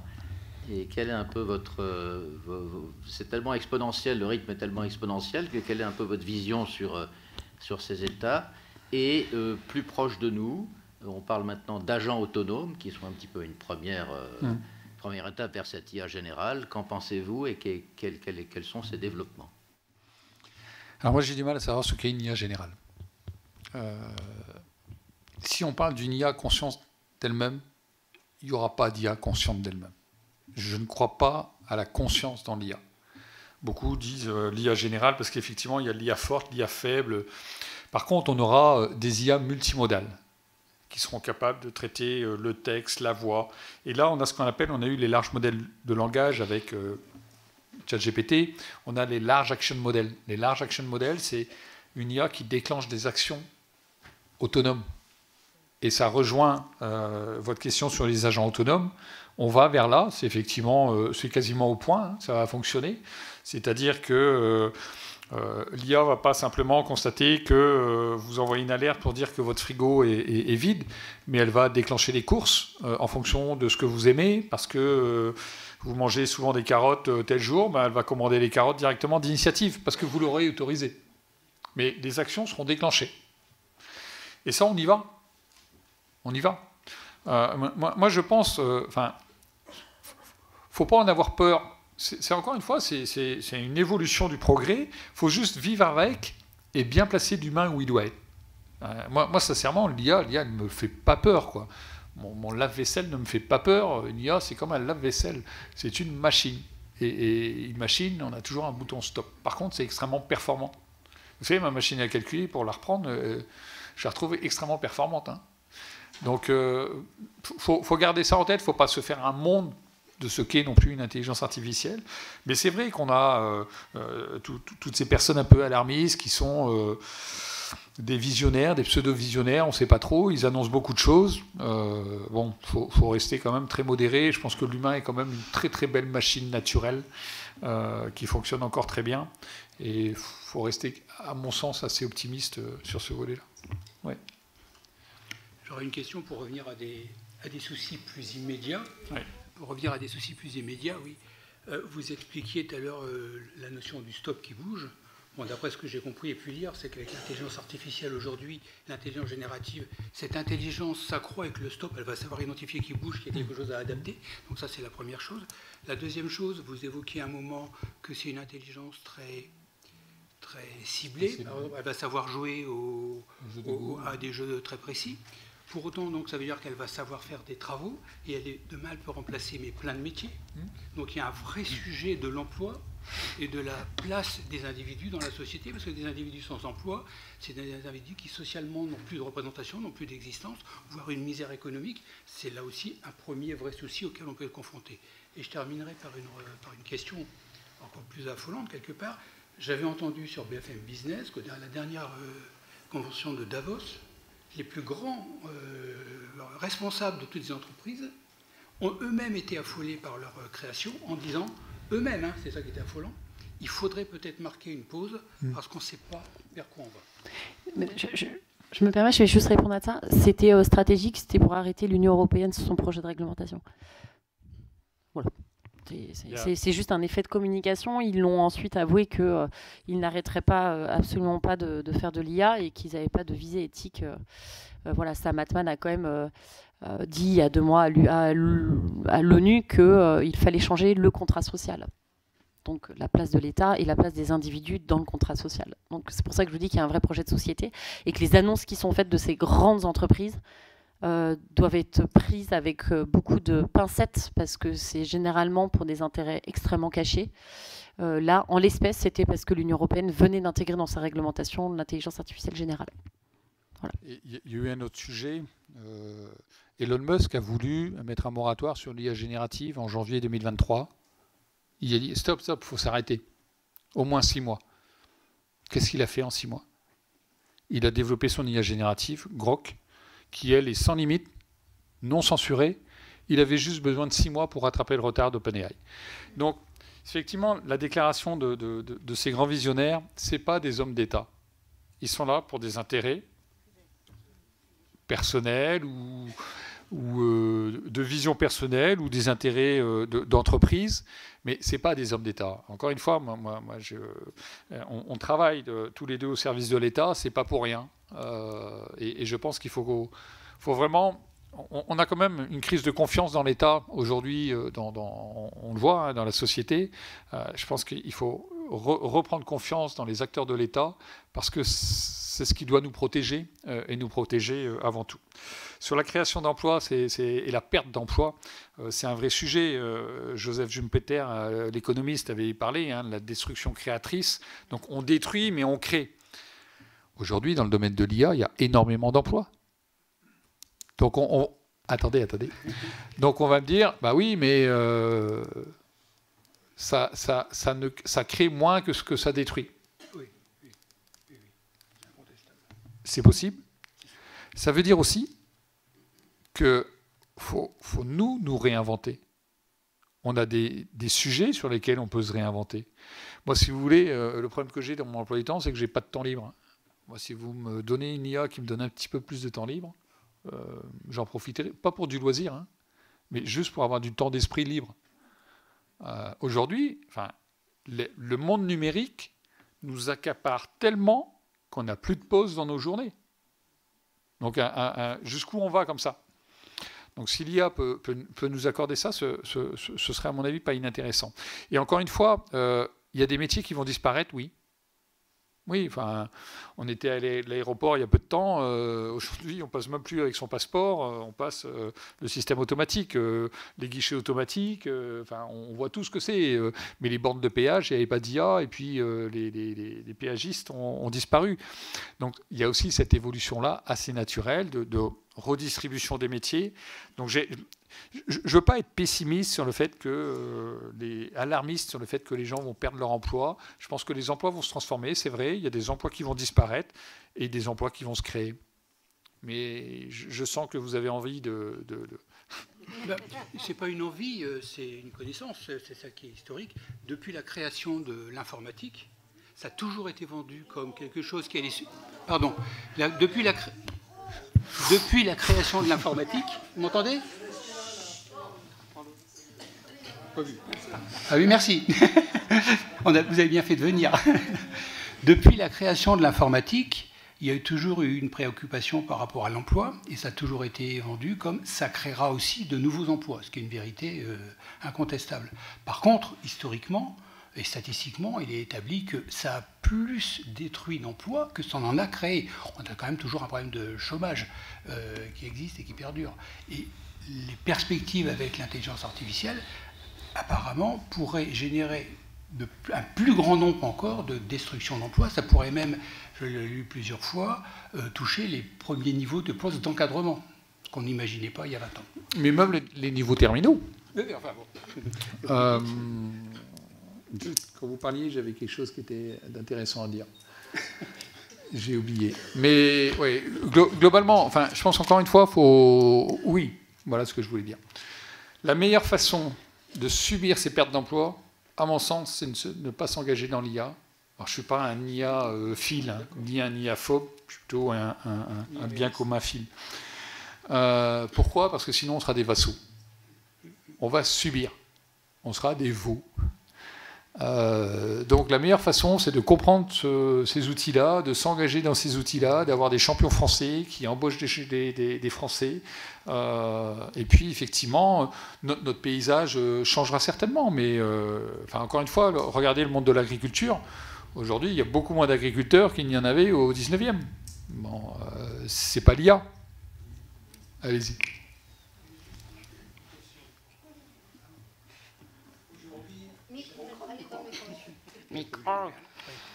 Pour le dernier point, je pense qu'en effet, ça crée beaucoup plus d'emplois qu'on pense. Et par le passé, on l'a montré. Juste, je voudrais revenir pour madame, est-ce que l'État est prêt? Parce que les militaires, nos amis militaires, je ne suis pas inquiet. C'est des gens rationnels, et puis ils sont... J'adhère totalement. Ils sont toujours techniquement au point en général. Ils sont organisés, parce que c'est leur ADN. ADN. Au ministère des Armées, ouais. Oui. Par contre, les autres ministères, l'intérieur aussi. Vous parliez de l'éducation nationale, c'en est un, mais il n'y a pas que là. Est-ce que vous croyez que l'éducation nationale, la recherche, un certain nombre, les hôpitaux, un certain nombre de ministères ou de grandes fonctions de l'État sont prêtes à suivre l'évolution? Parce que, premier point, ChatGPT, ça va optimiser les process administratifs. Or, on sait, semble-t-il, hein, mais je crois qu'on est suradministré, paraît-il. Je ne suis pas un spécialiste, mais on a l'impression que c'est vrai. Donc là, il va y avoir probablement une réorganisation de l'État. Mais est-ce que l'État est prêt? Parce qu'à la vitesse où ça va, vous parliez de la réglementation, c'est lent. Si l'État est aussi lent, les Américains, les Chinois ne vont pas nous attendre. Est-ce qu'on est prêt? L'intelligence artificielle, elle a cette grande capacité quand même de révéler les dysfonctionnements organisationnels, tout comme elle révèle en fait les limites de nos capacités cognitives et physiques, elle révèle les limites d'un système. Donc là, on est sur la fin d'une période d'audit douloureuse de l'État. Bien évidemment. Ce que je vois, c'est qu'au ministère de la Santé, oui, franchement, ils prennent le sujet, mais parce qu'on est bon sur les sujets de la santé, sur le sujet de l'intelligence artificielle, entre autres sur la robotique.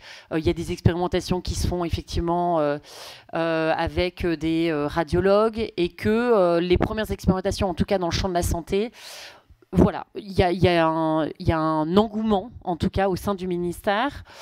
Au sein de l'économie, donc c'est eux qui leadent les sujets de grande technologie. C'est pour ça que le général Perrotte disait attention au prisme aussi économique. Mais il s'avère que c'est la France, c'est le ministère des Finances qui lead ces sujets de haute techno.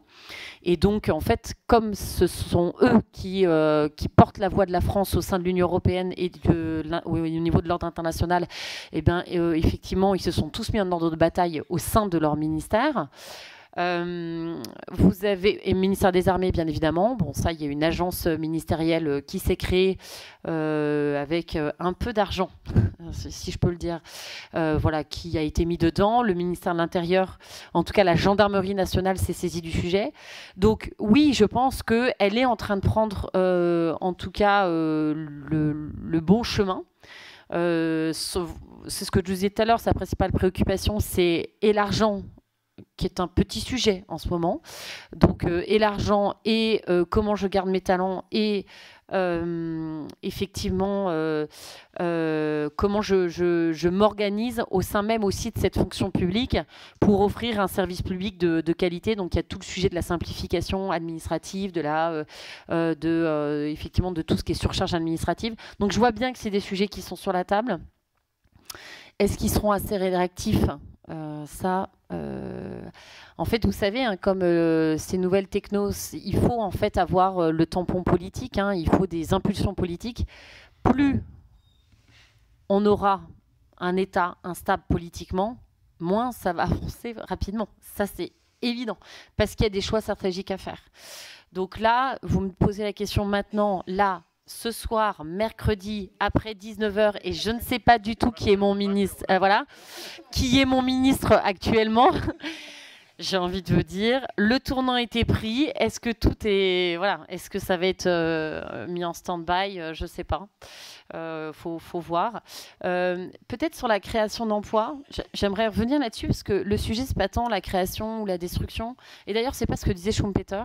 Il disait je crois plutôt à la capacité de nos entrepreneurs et à la capacité des humains à se réinventer. Quand vous lisez l'œuvre de Schumpeter, il disait plutôt ça. Il voulait mettre en avant les capacités à se réinventer. C'était une manière pour lui de rappeler que l'homme c'était la suprématie humaine face à la suprématie technologique, la capacité à recréer et la capacité à réinventer. On a tendance un peu à simplifier ce bon Schumpeter, alors qu'en fait sa pensée était bien plus complexe. Et tout ça pour vous dire quoi? C'est que le sujet c'est pas tant la création, c'est plutôt l'évolution des métiers. Et alors là, il y a un sujet qui est pour moi important et qui pour l'instant n'est pas résolu. Il y a eu un biais en fait sur cette histoire d'intelligence artificielle dès le début, c'est qu'on a réfléchi comme des cols blancs quoi. Et donc le sujet c'était va falloir faire évoluer les métiers de consulting, les métiers dans les branches de conseil, et on a un peu occulté à un moment donné tous les métiers, les premiers métiers dans les usines, les premiers métiers en fait de gens qui avaient des travaux manuels, les métiers aussi qu'on trouvait aussi dans les aéroports, dans les trains, des gens qui sont au guichet. Et pour moi c'est ça le grand sujet. Et pourquoi je vous dis évolution, c'est qu'à ces gens-là, il a été posé une question. Ok, donc demain la machine a priori va faire les métiers que vous êtes en train de faire. Et pourtant, pour certains, vous les aimez. Et il y a eu une réaction. Alors, c'est un sondage, je crois, qui a été publié sur le site du ministère de l'économie. Il y a eu une réflexion mais en fait, est-ce que j'ai vraiment envie de faire évoluer mon métier? Moi, je suis hyper contente d'appuyer sur F1 et F2 toute la journée et de rentrer chez moi à 17h, parce qu'à 17h, j'ai du temps libre. Pourquoi est-ce que vous me demandez, avec l'intelligence artificielle, de prendre en responsabilité? Mais attendez, mais vous avez une réflexion de col blanc. Je n'ai pas du tout envie de prendre en responsabilité, parce que moi, le sujet principal, c'est d'être, au-delà de la pénibilité du travail, au-delà de tout ça, c'est que en réalité, j'ai une tâche d'exécutant et ça me plaît.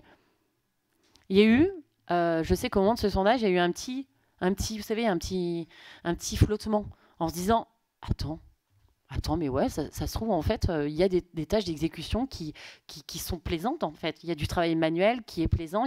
Et en fait, c'est plutôt cette réflexion-là qui, pour moi, est essentielle, c'est savoir comment est-ce qu'on peut faire évoluer ces métiers. Est-ce qu'il y a besoin de faire évoluer ces métiers, ou est-ce qu'il faut les protéger avant tout? Je vais mettre de côté tout ce qui est artisanat, je vais mettre certains métiers qu'on trouve dans les industries, qui demandent la main humaine. Mais pour moi, c'est ce sujet-là. Tout ce qui est conseil, boîte juridique, etc., je me fais pas trop de soucis, ils trouveront. Hein, je m'inquiète pas pour eux. C'est plutôt pour moi ce chantier-là qui est important, c'est comment ces entreprises-là, ces grands industriels ou ces grandes entreprises comme ADP vont réussir à passer le cap de on peut peut-être te faire autre chose, et peut-être même que tu peux y trouver des satisfactions que tu n'imaginais pas quand tu es rentré dans ma boîte à 20 ans. Et pour moi, c'est un grand sujet plutôt d'organisation. C'est un vrai pilotage de la transformation au sein d'une entreprise pour faire évoluer des métiers. Et au-delà de la création, bien évidemment, il y aura tout un champ de nouveaux métiers, ça c'est évident. Mais pour moi, le grand sujet général, c'est plutôt cette notion d'évolution des métiers présents déjà actuellement. Bonjour. En même temps, vous disiez qu'on fait le choix, d'aller à une caisse automatique ou à une dame qui s'occupe justement de gérer nos courses à la caisse. Donc c'est des choix, comme vous le disiez tout à l'heure, très clairement, on a le choix de l'utiliser, on a le choix de le tenir à distance. Vaut mieux savoir l'utiliser que de trop le tenir à distance. Moi, je suis aussi étudiante à la Sorbonne. Je confirme que c'est une bonne université. Et je vois bien comment c'est compliqué dans l'enseignement supérieur de gérer l'IA. Voilà, toutes les semaines, on nous bassine de l'utilisation de l'IA, attention. Dans tous les rendus des partiels, évidemment, on n'a pas les téléphones, on n'a pas tout ça, on a juste notre cerveau et notre compétence et notre éthique. Mais je vois bien que l'enseignement est dépassé, parce que c'est peu réglementé. Il y a de la réglementation, mais c'est limite au jour le jour où on nous refait signer des documents comme quoi on n'utilise pas l'IA. Voilà, il y a une grande méfiance et je la comprends d'un certain côté. Et en même temps, ça peut être une aide aussi précieuse dans l'élaboration d'une rédaction sans pour autant copier mot pour mot l'intelligence artificielle. Donc, j'ai une question autour de ce sujet de l'enseignement. Comment se fait-il qu'on est autant en retard ? Et puis, je suis aussi responsable d'un service de protection de l'enfance à Issy-les-Moulineaux, notamment. Et je me questionne parce qu'effectivement, on a abordé très brièvement les informations dites sensibles, même si à l'RGPD, même si on a des dossiers sécurisés, où on retrace le travail des professionnels et les informations concernant les familles et les enfants qui sont à protéger. On sait aussi que dans les hôpitaux, il y a eu des gros... alors j'ai pas les termes, veuillez m'excuser, mais il y a eu effectivement ils ont pris tout l'hôpital un piratage, merci, voilà, des données, tout s'est arrêté. Moi, en tant que responsable de service, c'est ma crainte. Déjà qu'on soit piraté, même si on a des outils et qu'on est très attentif, mais aussi que ces informations, elles soient monnayées, marchandisées. Voilà, donc ma question s'adresse aussi à vous, Général. C'est comment on peut garantir une protection au vu du retard qu'il y a à la fois dans le secteur de la santé, mais aussi de la protection de l'enfance. Merci. Sur l'enseignement, rapidement, sur l'enseignement, oui, le sujet est très délicat parce qu'il faut savoir combiner deux choses. À la fois, il faut continuer à avoir des profs qui vont enseigner tout ce qui est grande théorie, et en même temps, il va falloir aussi des profs qui enseignent la manière d'accéder à l'information et la manière d'interagir avec ces informations, et donc, en fait, de se dire, je suis donc moi-même prof, je vois bien. En réalité, je leur dis, bon, vous avez déjà toutes les informations, mais je vais vous donner les sources, comme ça, vous pourrez juger de ces sources-là. Et en fait, ce qu'on va faire, c'est qu'on va faire interagir certaines informations et vous allez me donner votre avis. Et alors là, le donner votre avis, quand vous avez 20 ans, et que ça dure 12 heures, ils se disent, attends, je ne suis pas venue à l'université pour discuter avec la prof. J'entends. Mais ça, je pense que l'intelligence artificielle, là-dessus, elle nous donne juste, en fait, accès à de l'information, à traiter plus rapidement de l'information. Donc, effectivement, pour un prof de l'université, le sujet, c'est est-ce que tu es allé chercher tes sources? Est-ce que tu as bien compris l'information? Tu sais d'où ça vient? Et est-ce que tu es capable de donner un esprit critique? Donc, d'avoir, en fait, finalement, une vision très holistique qui est compliquée, tout en gardant ça, c'est extrêmement important, tout en gardant sur les 2 premières années d'université toute la théorie qui était essentielle. Parce que ChatGPT, c'est très bien, mais il ne vous donnera pas, en fait, toute l'expérience pédagogique d'un professeur d'université qui vous expliquera ce que c'est que le droit constitutionnel, les grands mouvements économiques. Donc, il y a besoin de ce socle-là. J'en parle là parce que j'entends déjà des chantiers au sein de l'éducation nationale en se disant est-ce qu'il faut encore travailler sur la théorie?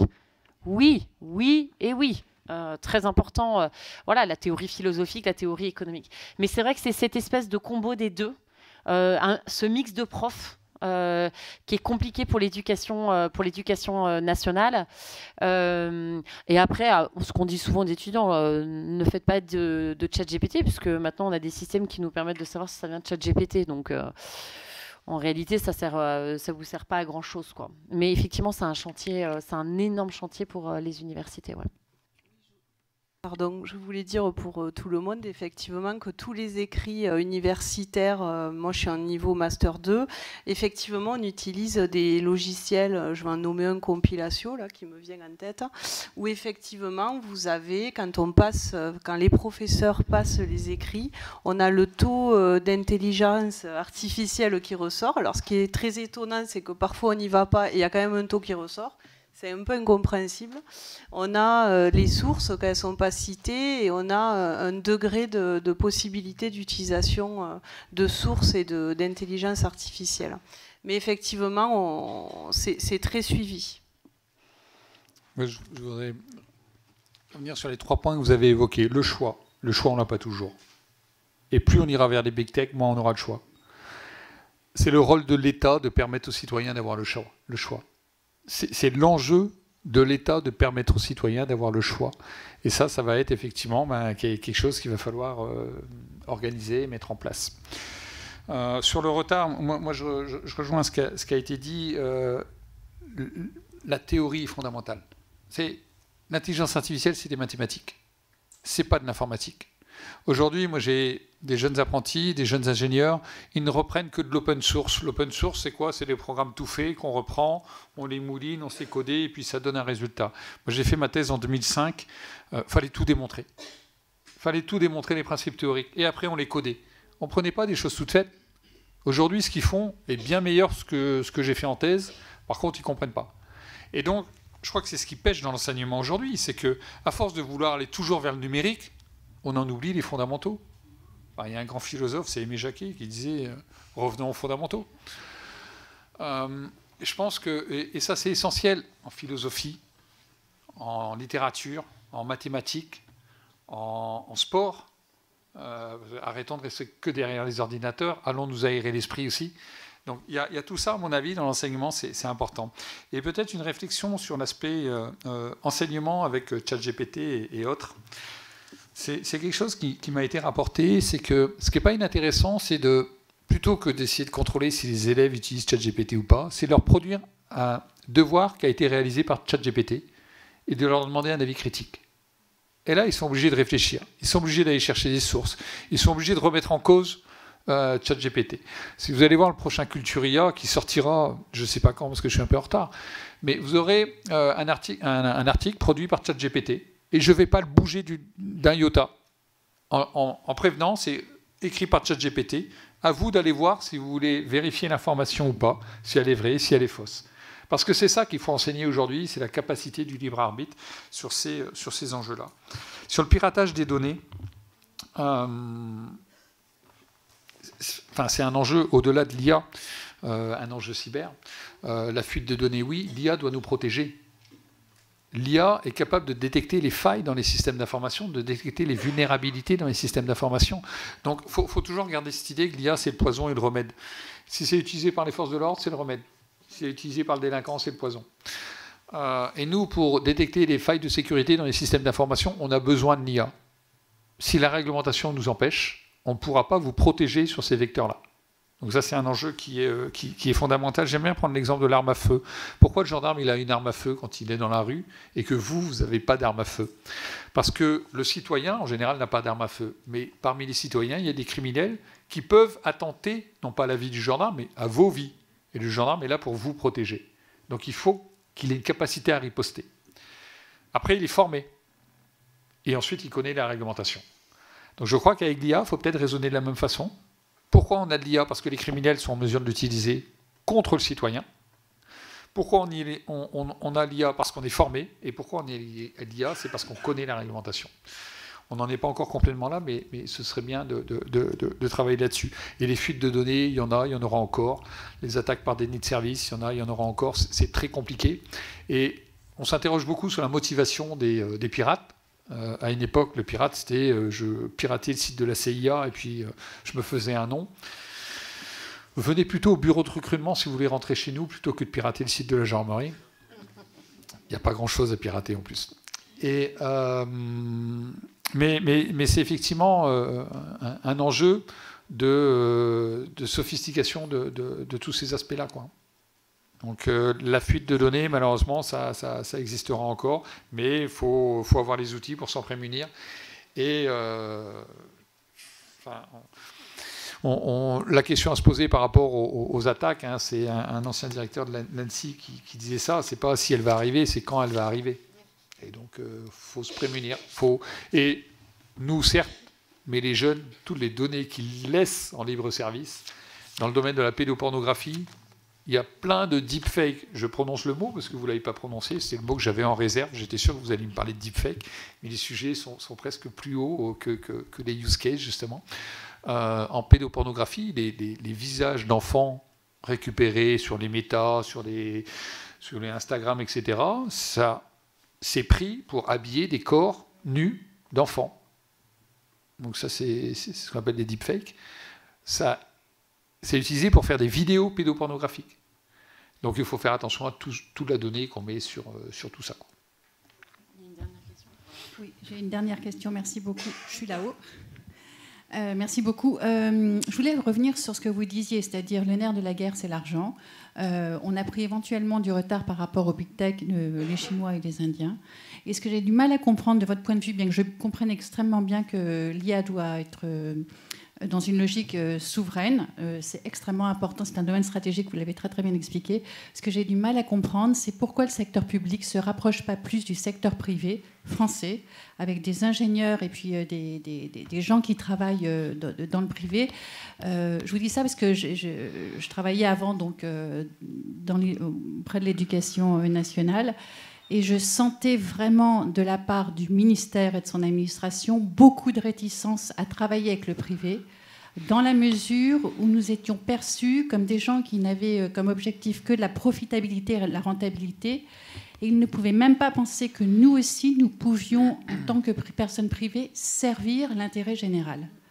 Et ça me choque un peu parce que du coup, je pense que nous irions beaucoup plus vite. On va dans cette voie. Je pense qu'il faut vraiment accélérer. Mais ce que vous dites, c'est vrai, c'était deux mondes vraiment très séparés il y a de ça quelques années. Aujourd'hui, franchement, nous, on a des partenariats avec des entreprises, on a des partenariats avec des filières IA de défense et de sécurité qui regroupent une vingtaine de startups. On appartient à des think tanks qui regroupent des startups, des grands groupes, justement pour échanger les bonnes pratiques, pour éventuellement travailler ensemble. Parce que oui, le nerf de la guerre, c'est l'argent, mais pas que. Moi, je crois que le nerf de la guerre, c'est l'humain. Donc il faut effectivement qu'entre humains, on se comprenne et on travaille ensemble et on arrivera à faire des bonnes choses. Le toujours plus d'argent n'est pas forcément toujours la solution. Mais effectivement, avec le monde privé, on a intérêt à travailler avec le monde privé. Il y a eu l'expérimentation des JO. On a fait appel à des sociétés privées pour utiliser l'IA dans le cadre de la vidéoprotection à des fins d'expérimentation. Le ministère de l'Intérieur a encadré, ce sont des sociétés privées qui ont travaillé. On est sur les outils de détection des deepfakes, on est rentré dans un consortium européen avec des entreprises privées, des universités, ça s'appelle les projets Horizon Europe, pour là aussi échanger avec le monde privé. Après, il faut travailler ensemble. Moi, ce qui me dérange un petit peu, c'est, je ne devrais pas le dire, c'est presque politique, c'est quand Elon Musk se rapproche de Donald Trump. C'est quand Eric Schmidt de chez Google se rapproche de l'administration américaine. Parce que là, ils ont le droit de le faire. On n'a pas le droit de dire qu'ils n'ont pas le droit de le faire, ils ont le droit de le faire. Mais le pouvoir d'un homme comme Elon Musk, sur toutes nos données à nous, moi je ne suis pas sur X, donc je suis tranquille. Tous ceux qui sont sur X, tant pis pour eux. Mais ça, c'est un rapprochement qui est un peu trop. Donc c'est jusqu'où on va dans le rapprochement. Et quand vous travaillez avec des startups, pendant 5-6 ans, et vous voyez la start-up qui est rachetée par un groupe américain, vous vous dites, aïe, parce que vous n'avez pas le droit de la contraindre. Donc c'est pour ça qu'on parlait des grandes compagnies françaises, hein. On a Thales, on a Idemia, on a des grandes compagnies comme ça, qui sont plutôt fortes, hein. Et c'est vrai qu'on travaille avec elles, parce que ces grandes compagnies ont un socle, et on sait qu'elles resteront françaises, en tout cas sur une durée un peu plus longue qu'une start-up. Donc c'est aussi, parfois c'est un mariage qui n'est pas simple à gérer, quoi. Mais oui, on travaille avec le monde privé, bien entendu. Et ce serait une erreur de ne pas le faire. Enfin, si vous voulez, je le dis souvent, mais vous associez l'intelligence artificielle et le ministère de l'Intérieur, vous voyez ce qu'a dit monsieur tout à l'heure, c'est Minority Report. C'est la société de surveillance dans l'imaginaire des gens. Et en fait, c'est pas du tout ça, c'est 1984. On n'est pas du tout là-dessus, on est vraiment là pour protéger le citoyen, pas pour le surveiller. On le surveille s'il a une vocation de criminel, dans un cadre judiciaire, mais on n'a pas vocation à le surveiller au quotidien. Et d'ailleurs, si je devais rajouter, hein, pour une fois que l'Union européenne et le président Macron ont une vision politique sur la technologie, donc imposent un modèle éthique, effectivement, il y a les entreprises du secteur qui ont dit bah, OK, on veut bien, nous, avoir ce modèle éthique-là. Donc de responsabilité, de transparence, faire des choix plutôt d'intérêt commun, etc. Mais pour ça, cher État, maintenant que vous avez mis votre vision politique, merci de nous soutenir. Et donc c'est tout le sujet effectivement de booster la commande publique pour que cette vision politique qui a été annoncée en grande pompe et qui maintenant est en train d'être d'être mise en route, mise en œuvre grâce à des réglementations, oui, là, l'État n'a pas le choix que de soutenir ces entreprises qui font le choix de ce modèle éthique et donc de se mettre aussi en conformité avec cette réglementation qui est juste le support d'une vision politique qui nous distingue, ouais, sur la scène européenne et sur la scène internationale, enfin sur la scène internationale plutôt. Donc gros challenge effectivement pour l'État et j'espère sincèrement que cette histoire de commande publique finira par aboutir, hein, c'est l'espèce de serpent de mer qu'on a depuis 40 ans et qu'à un moment donné aussi on osera, quand vous voyez les stratégies internationales des autres pays, en Chine, il y a le Made in China. Aux États-Unis, le Made in India. On peut être content si je dis Made in China. Aux États-Unis, il y a le Made by. En Allemagne également, hein, il y a le Made by.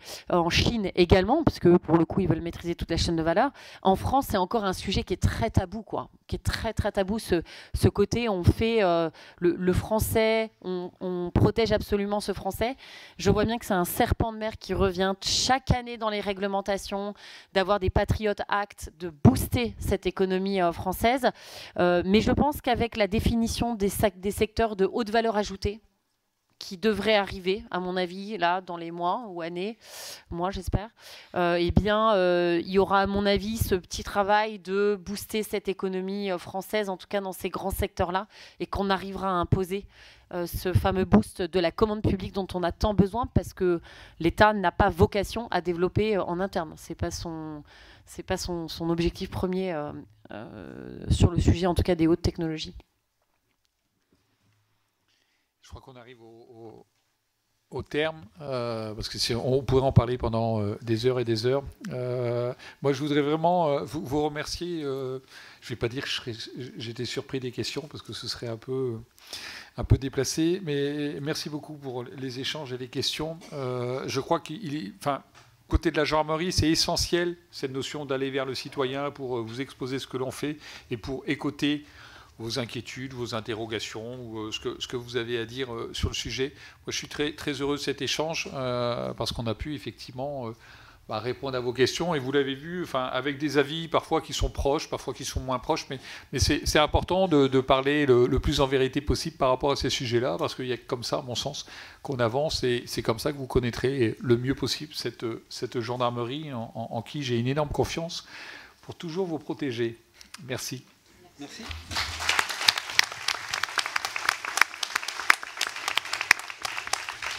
Merci. Merci infiniment, Général. Merci infiniment, Madame Isance de France. Effectivement, vous avez vu le nombre de personnes ce soir. C'est un sujet qui pose questions. Et d'ailleurs, nous avons prévu ensemble qu'il y aurait d'autres conférences. Ce n'est qu'une première étape avec vous, si vous le voulez bien. Les prochaines dates ne sont pas programmées, mais elles auront lieu en 2025.